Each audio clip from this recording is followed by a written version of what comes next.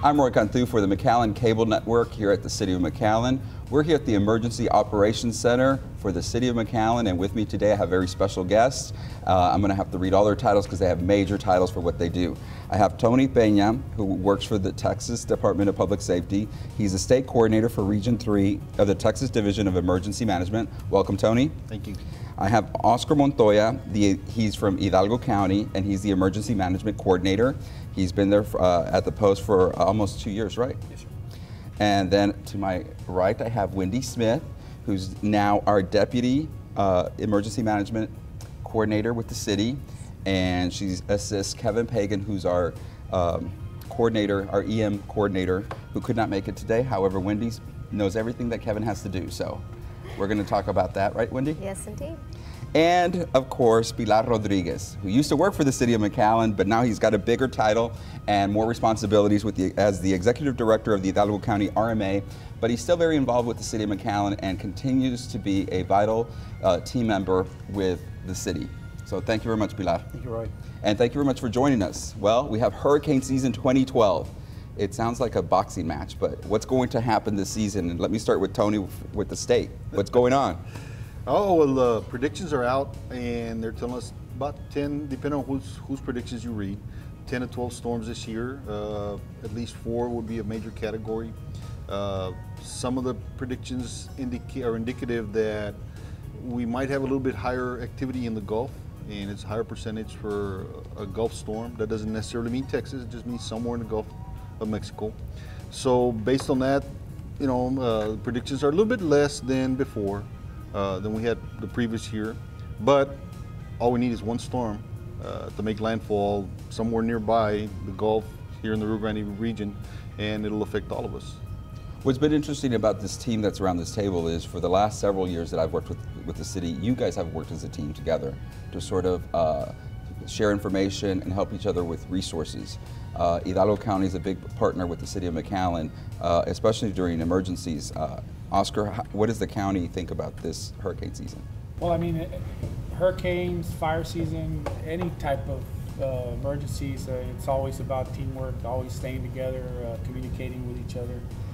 We have 21 entities within Hidalgo County, McAllen being one of our major partners as far as resources and even manpower.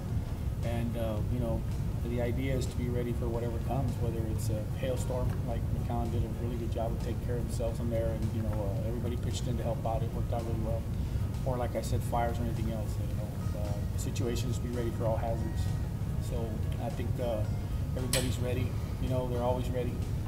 We have meetings either quarterly, or they also have meetings at the Homeland Security Advisory Committee with the 3 county regions in the area as well. So we have a pretty good team here, and I think it'll work out again. Anything does come our way. Wendy, as a new deputy for our emergency management coordinator here with the city, what do you see for the City of McAllen? Are we ready? We are, and we have a great team, and that includes all of our partners in the valley and the various counties. What we want to impress on the residents of McAllen is personal preparedness as well, making sure that they have all of the supplies they would need in case of an emergency, and also, and most importantly, I think, registering for Code Red so that they get the emergency notification system, those calls when there is an emergency. A small area of our city did encounter the major hailstorm in March, and it sort of already got us thinking about what if a hurricane hits. Do you think we'll be ready? Do you think people need to be that prepared? Because I know the residents did a lot to after the storm.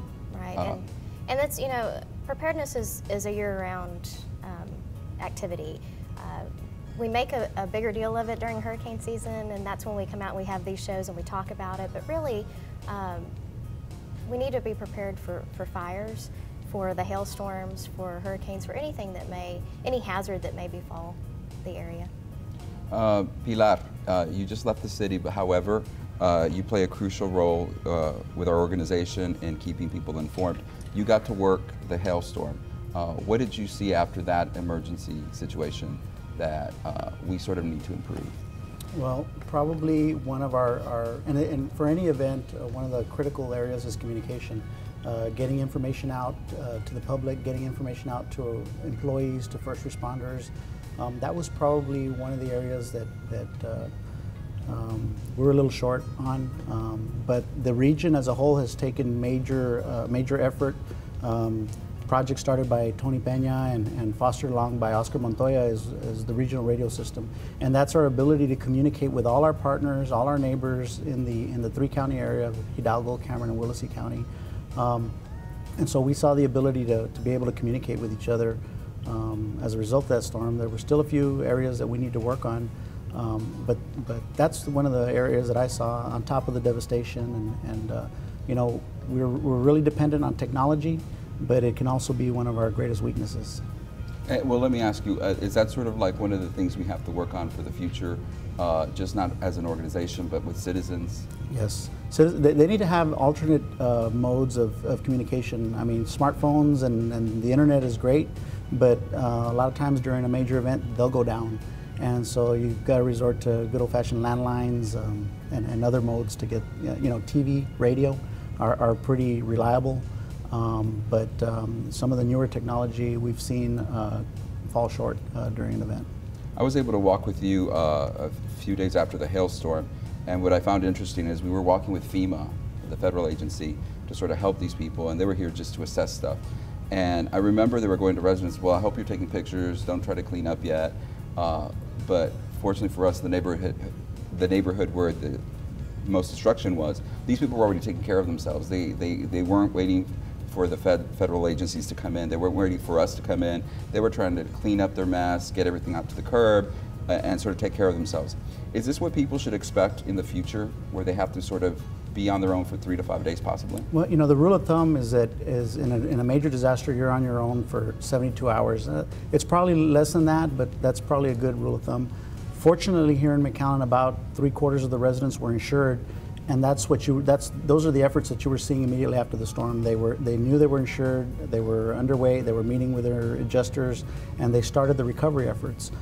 We did have a segment of the population that had some unmet needs as it relates to recovery, and those are the areas that get to be a little more challenging.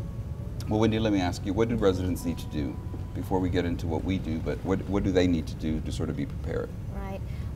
You know, the basics, having water, flashlights, batteries, always fresh batteries, contacts outside of the area with family, so that if the local lines aren't working, maybe you could call a family member in Dallas or Austin and communicate through them. Always having medications, your prescription numbers, and information on any critical medication or anything else that you may need to take with you if you did need to evacuate. What I'm hearing a lot is about information, and maybe the Hidalgo County and state can. How important is information during a crisis like a hurricane or emergency? Information is it's of the utmost importance, and information flows both ways. The information that we as the authority figures, we as the government agencies, the National Weather Service, the Hurricane Center, that we put out are merely warnings for the local residents. Residents need to take that information, interpret it, and make their own decisions, and they have to be responsible for themselves. Emergency management does start at the individual level, and you can't rely on government to take care of all your needs and wants. You know, one of the things that y'all just pointed out, the resiliency of people right after a storm to start taking care of themselves, taking care of neighbors. Y'all were in the neighborhoods, I was just as I was, and you heard the stories. You know, my neighbor and I, we did this, my neighbor and I did that. They take care of each other, and it's not just in our society, it's worldwide. It's a matter of humans taking care of humans, Texans taking care of Texans. So communications is very, very important. You know, and one of the important things, you know, as Wendy was pointing out about having an emergency kit, a very simple way to have all your important documentation on is to take a thumb drive, a simple thumb drive. Scan all those important documents, and you can go to one of the local copy shops and scan all of those into a thumb drive, put it in a waterproof container, and make it part of your kit. Include in there the deed to your house, your insurance papers, your doctor's numbers, the hospital numbers, vehicle papers, anything that you might fear or be in fear of losing during a storm.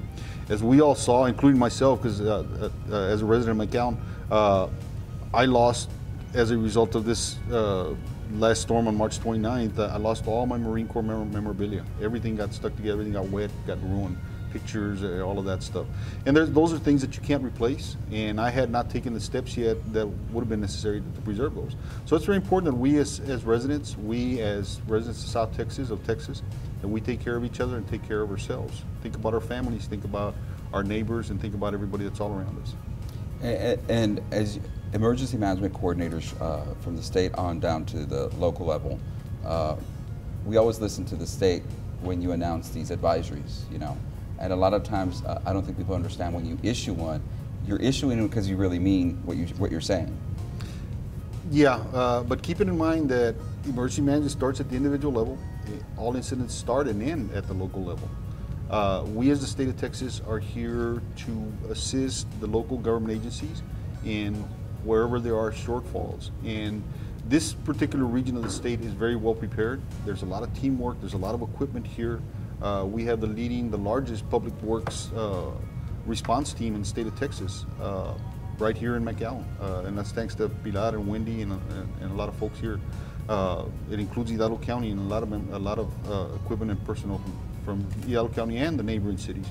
So as such, you know, this is about working together, working through situations, pre-thinking them, planning for them, and then executing those plans.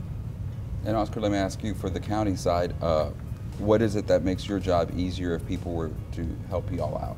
Well, one of the things that has happened over the course of these storms is that there's a misconception out there that if your house gets destroyed, that somebody's going to come fix it for you. If they were to insure their houses, it would make their lives a whole lot easier and everybody else's be easier to recover as well. Even if you're building your house, there's some insurances out there that you can do while your house is being built so that you can recover quickly. You know, they've covered preparedness. I mean, we've covered the teamwork. So I think more than anything, if the people stay informed, for instance, the watches and the warnings, you know, get on the internet and look at, you know, I still get, sometimes we get calls when there's a watch and, you know, they're wondering if they should hide or whatever, and you know, watches, you know, we're waiting for something else to happen to trigger out the storm, right? And a warning is a little more serious. I can't explain it all here in a short time, but if they could just Google it or look it up, I think it would be real important for them to educate themselves on watches and warnings, educate themselves on what they need. We're doing our part to help them out. They need to do their part to help themselves out, either by being prepared with the equipment that they need prior. Like I said, insurances like Tony covered, having all your paperwork ready, things that are important to you. Again, emotions play really big here, and you know, our job is to help with those emotions. There was a lot of people that were frustrated with what was going on, and they just need to know that we live in an area that hurricanes do happen, that storms do happen. We're all working hard to get them back where they need to be, and you know, quite frankly, we were all here during that McAllen storm. And I was real impressed by the way the people got out, and even frustrated or not, I mean, who wouldn't be, right? But they were out there working, cleaning, moving, shaking. The city was involved. All the other cities came, the county, I mean, the other county, we had people from Cameron, Willacy County showing up to help from the entities. So, you know, I think we're prepared. Like Wendy said, we're ready. You know, I think the people are ready. We just need to get used to thinking about storms and problems year-round instead of right before hurricane season. Like trying to get insurance right now, it's tough because hurricane season is 20 days away, you know, whatever. I mean, they should have been getting their insurances in October, November of last year. You know, it's never too late, but it would have been better had they done it then. That's the kind of stuff that, you know, the people, if they educate themselves on what could be a victim of, it would help out the situation a lot. I know, because that was one of the #1 questions the federal agency FEMA had. Was the first question they'd asked the residents, do you have insurance? And that was sort of to decide if they were going to issue this a disaster area, right, Pilar? Well, one of the misconceptions out there is for a state or a federal declaration, or even at a county level, is the dollar amount of the damage. And really what it amounts to is the actual damage.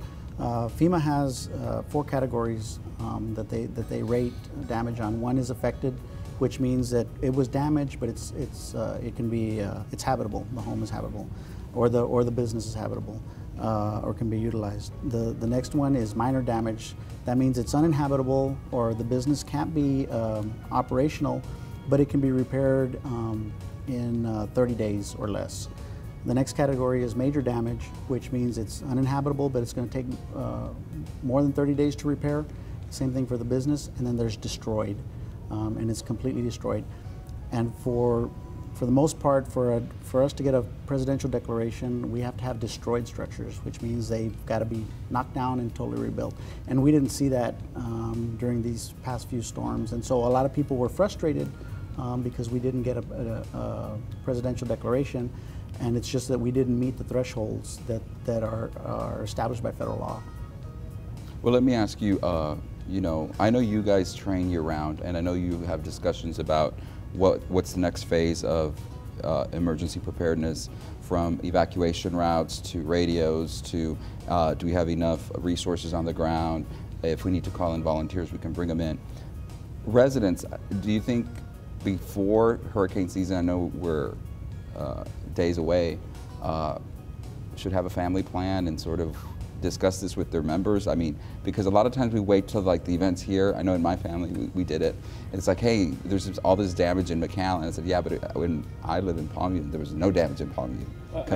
One of the things about family plans is, again, if we do it on hurricane only, that's the problem. There has to be a plan for what if communications goes down, period. Who's going to call who? Like Wendy said earlier, have a family member outside the area you can contact, have a meeting place. I mean, they should have plans for the house catching on fire at 2 o'clock in the morning. You know, your kids, you know, it'd be tough for the fire department to show up and say, hey, your house is engulfed in fire. You know, is everybody out? And you're trying to figure out at 2 o'clock in the morning, everybody's out of the house. So, you know, what's important is for them to have all hazard plans, which is what the government has gone to. And that's what the people need to go to as well, would be the best thing for them. You have an alternate plan for communications. Have a plan for if something happens during the school hours, where the kid's supposed to go, where they're supposed to call. If something happens at your home, where you're going to meet. You know, if we have a storm like that and you get cut off from an area, do you have family members in that area? Do you have phone numbers? I mean, it's important that, and it could take a 1 hour meeting after dinner with the family to put something together, and it'll take care of it and it'll last for a long time. But I think that the community needs to get into the all hazard implementation within their own household, just like the government has. Okay, let me put y'all on the spot. Do y'all have those plans at your houses? Yes. Yes. And I was just gonna reiterate what Wendy and Oscar and Tony. A lot of that plan doesn't have to be complicated. A lot of those family plans, all hazard plans, can be summarized on one sheet of paper, front and back. And all of these organizations, the state, the county, and the city, have model family plans that we can give to the public, and they can utilize them to write their plan. It doesn't have to be a binder full of you know, multiple sheets. It can be a one-sheet plan, and that'll suffice for most families. And there's a Texas AgriLife boutiques in Texas A&M has just released like 6 or 7 brand new little leaflet books that you can download. And a lot of people have computers, they have iPods, laptops, and you can go to the Texas AgriLife site and find all these documents. Then you download them, and it pretty much details how you write your plan. It takes 5 minutes to read each book and each plan, and then just adopt it. And I downloaded them yesterday, man. They're very, very helpful. They're very informative, as well as preparingtexas.org, local county city sites, a county site. They all have links to a lot of this that are real good to help you write your plan. If I could say for our people, let's not forget the people who may not be able to read and write, or that, you know, may not have access to these things. Don't be afraid to pick up 2 or 3. One of the best things that happens to us is when we have everybody, the cities, county, state, go out and do programs where we let out information, invite people over, and it really is good when they say, I'm going to take one of this for my aunt, I'm going to take one of this for my grandmother, I'm going to take, you know. So it's not only for you, it's for them too. And it would be very important. I know you asked earlier what would be easier, and I just thought about this right now. Is one of the things that we try to get out at those meetings is if you have a family member who needs help, or you know, needs help with their house, or you know, do that early, talk to them early, and help, and let them be part of your plan. If you have a tia, tío, grandmother, whatever that you know can't take care of themselves, include them in your plan. Talk to the other family members so that you're not duplicating efforts. If you have multiple family members, then you know, you take care of, you know, and so-and-so, I'll take care of tío so-and-so, and include them in your plan. That would be very helpful as well. And what I noticed from the hailstorm, a lot of the residents that we talked to out there, we're saying, well, we don't have power right now. However, my neighbor came by and said, this is what the city's doing. This is what y'all are doing. This is where I can get more information, which I thought was interesting because when in neighborhoods, that's what residents help each other out, neighbors help each other out. And what I learned from that experience is information is important. I know for the very first time we used social media to sort of get our bulk of the information out for the city of McAllen, both Facebook and Twitter. And not only did we communicate to residents, we were able to communicate to journalists, to reporters to help us out with the information. At the end of the day, we were able to put stuff on the website, McAllen.net. We were able to YouTube video. We were able to sort of tell our story. Hey, this is what's going on. This is what you should do. And we continue to do that, but things are changing.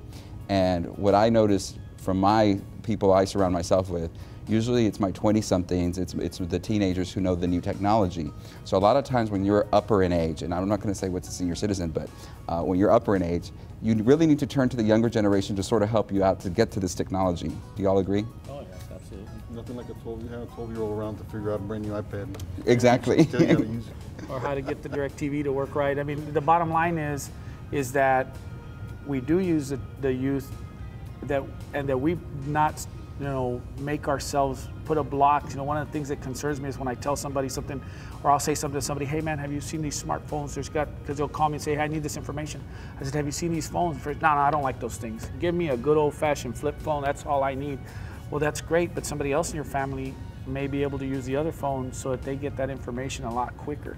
Because let's face it, social media is immediate, it's fast, and it's good information, because the old-fashioned network of people telling each other, a lot of times, which happened to us when we were walking down the streets of McAllen, they were giving each other information, and it wasn't necessarily the right one. It just was promulgating itself. And if they had some of those opportunities like social media, I think they would have gotten the right information, would have made their life a lot less stressful. Code Red is one of those new technologies that we use, and we only use it during emergencies. And if you want to explain what Code Red is. Well, Code Red is basically a mass notification system utilizing your home phone or your cell phone. It's a database that the City of McAllen maintains so that in the event we have to issue a mass notification or to a specific geographic area of the city, we can do that quickly. And it's a great tool that we use. McAllen uses it sparingly because when they see that number come up on the caller ID, we want to make sure that they answer it because they know it's important or information they need to get right away. People can register for it. They can go to the McAllen website www.mcallen.net and go to the link for the emergency management, and there are instructions there. It's very quick. It's very easy to register on the Code Red website. It's web-based, so it's very easy to get to. And we don't sell the people's information, and we don't use it. No, we don't publish any of their information. We don't distribute it to anybody. It's information that the City of McAllen keeps, and we don't share it with anybody. Have you been happy with the results from Code Red? Yeah, actually, we've seen a lot of positive results. The last time we used it was on the March 29th hailstorm, and that was another tool that we utilized to get information out besides the social media that we used to get information out. We used the local media, the local news network. We utilized the newsprint. We utilized social media. We utilized the Code Red mass notification, and so it's one of the many tools that we have in the toolbox. It's a 900 number though, so it comes across as kind of an odd number on the cell phone. Just know that that's what it is and answer the call. Awesome. And the messages aren't that long either. No, all our messages are very short, they're very concise, and they give you some very pertinent information. And it is in English and Spanish? English and Spanish. Awesome. Tony, with the state of Texas, any last word you want to give on basically hurricane season and what y'all are gearing up for? Yes, sir. We're gearing up. Actually, we've had a very busy season statewide this past year. Involving a lot of wildfires. The all hazards approach that the Oscar keeps talking about and referring to was very active for us at the state level. We had several different incidents that occurred. Currently, we're involved in a major exercise in the Corpus Christi coastal bend area that actually kicked off yesterday, and the briefing's coming in right now. For those of y'all here, that's a mock hurricane headed in our direction, just to set the tone. So, advice to the people, hide from the wind, run from the water. You might hear our National Weather Service partners say that. It's very good advice. If you see if you know that there's a lot of wind coming, you better find a good hiding place. And if you know that it's flooding. And one other thing, talking about flooding, that I'd like to add, during the past storms that I've experienced and been involved in, one of the problems that we have is people driving around barricades. And the barricades are there for a reason, is to keep people out. And we end up having to do high water rescues from the state level, the local level, at all levels. But there are homes out there that the water gets up to the edge of their home and doesn't make entry until somebody starts driving through the neighborhoods.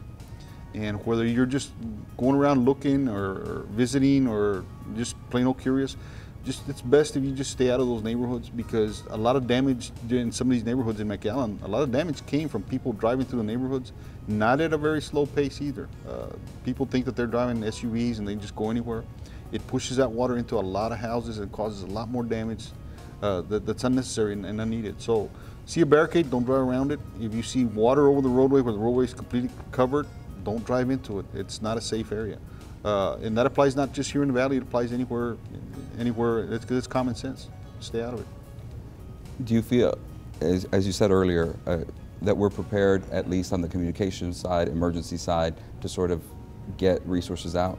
We're prepared. I'm very proud of the Lower Rio Grande Valley. I'm very proud of the Coastal Bend area, the Laredo region, the Del Rio region. In this region, we're very well prepared for all hazards, and because we do face it. Our region, it's called DPS Region 3, is the only region in the state of Texas that's faced with Gulf type storms, and then we have the river on the other side. So I call it the double coast. A lot of people don't realize, that some of us, Pilar, myself, Wendy, 2 years ago during the river flooding, a week after that storm came through, people that went into Mexico, people didn't realize anything had occurred. But yet we went through 63 days of 24/7 operations, pumping operations, to keep people from flooding in this end of the valley. So a lot of work goes on in the backgrounds. We had a lot of people during that time that drove around barricades and messed up some of our pumping operations. So we have good partnerships, we've got good communications. I think we're ready and we're good to go. Hopefully God won't send us a little bit of chaos this year. Maybe He'll send it someplace else. But we're good to go and we're ready. Oscar, a message from the county. Sure. I think, again, the tough job of emergency management is to, scare the people enough to take action and also make sure they feel comfortable. So I think one of the things they need to know is that the area is ready for an all-hazard approach. There's always chaos. Our job is to control the chaos, not stop it. It's almost impossible. So bear with us. And one of the ways that they can make their life easier is to evacuate the area. Lots of times people think about just wind, rain, but what they don't think about is that they're going to be days without restrooms, days without showers, and you really want to be uncomfortable. Like I tell people, my wife has a little money set aside because if the storm's coming, she goes to see her sister-in-law in Austin, her sister in Austin, because I know that if there's no restroom and there's no water and the boys are going to the restroom and she can't get in there, and it's going to be tough. No air conditioner, it's humid, it's going to be hot after a storm. So sometimes it may be best if you have the ability to leave the area for a little while and get used to it. Get used to leaving and coming back. If it happens, fine. If it doesn't, come on back. Don't get mad at the messengers, at the weather service. Just get used to doing it. You live in a coastal area. You want to make your life easier, put a little money aside. If you don't use it, then go on a Christmas vacation with it or something.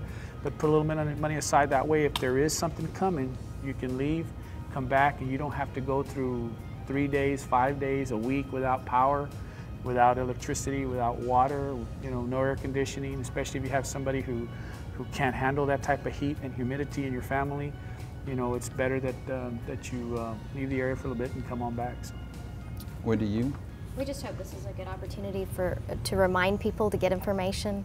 We've talked about all of the different websites where people can seek just those reminders about being prepared. County website, city website, the state website, preparingtexas.org, all National Weather Service, all have really good information.